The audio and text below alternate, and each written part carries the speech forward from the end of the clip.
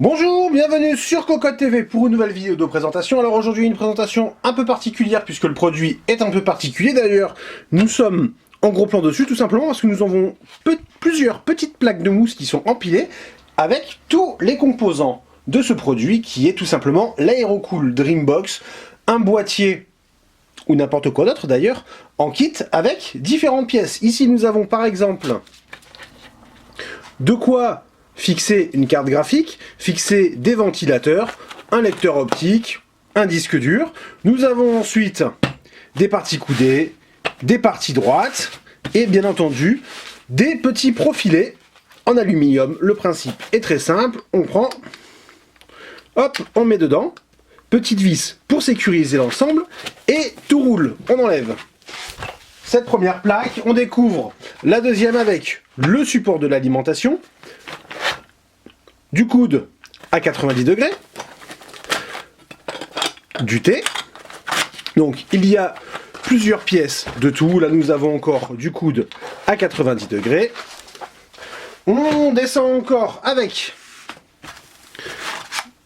des profilés beaucoup plus petits. Ici c'est l'inverse, on gagne un peu en longueur. La même chose, là nous avons différentes barres pour fixer la carte mère. Alors, puisqu'on en parle, au niveau de la carte mère, nous avons fait différents tests sur la fabrication d'un boîtier, d'une table de bench. On s'oriente quand même beaucoup plus sur de l'ATX que sur du micro ou du mini TX, pardon.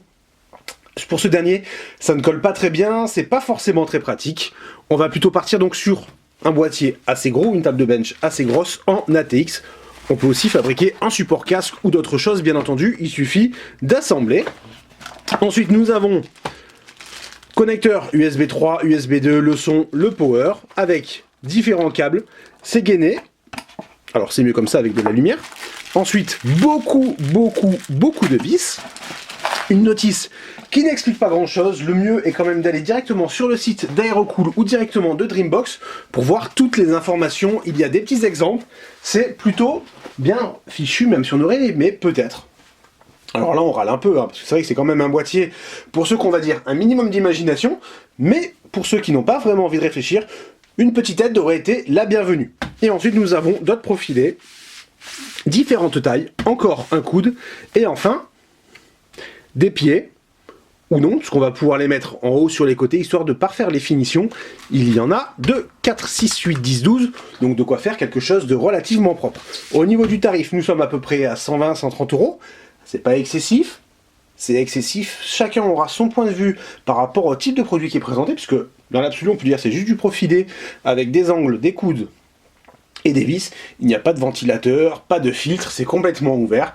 Donc là, chacun aura un avis sur la question. À la ferme, on trouve ça correct. Les filtres, on n'en a rien à faire, puisque l'open air, oui, ça fait passer la poussière, mais contrairement à un boîtier fermé, ça ne la retient pas, même s'il y a des filtres. Du coup, l'entretien est beaucoup plus facile. Dans notre cas, nous l'utilisons sur les tests de carte mère et de processeur en table de bench. C'est pratique. Il y a mieux, mais c'est relativement pratique, c'est pas très lourd, ça se déplace facilement. Et en ajoutant deux kits, puisque nous en avons un ici et un autre, on peut se monter quelque chose d'assez gros, avec énormément d'options pour poser des ventilateurs, radiateurs, etc. Un test très rapidement. En attendant, on vous dit à bientôt!